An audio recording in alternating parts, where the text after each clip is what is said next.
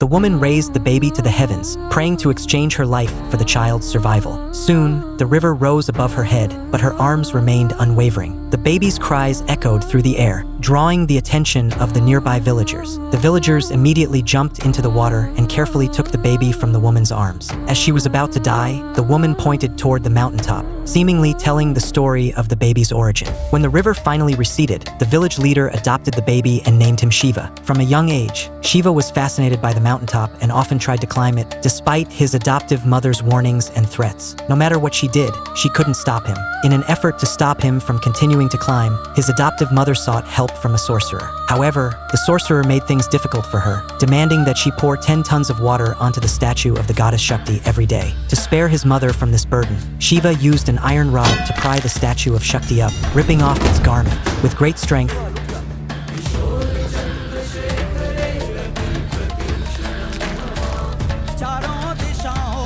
he easily lifted the heavy statue and carried it into the water, placing it under a waterfall, where it would receive the daily blessing of 10 tons of water. One day, a wooden mask fell from the waterfall and landed at Shiva's feet. This only reinforced his belief that something awaited him at the mountaintop. Staring at the mask in silence, Shiva pressed it into the ground, and an image of a human face appeared. He picked up a stick and began drawing hair on the face, revealing a beautiful visage. With newfound resolve, Shiva decided to climb the mountain once again. This time, at the summit, he encountered a radiant fairy, glowing with colors. With all his strength, Shiva leapt toward her, but just as he grabbed a branch, she vanished. He followed the fairy's trail and swam upstream through the waterfall. There, he fashioned a bow and arrow from branches, and with one mighty leap, he shot an arrow that pierced through the trees at the mountaintop and got stuck.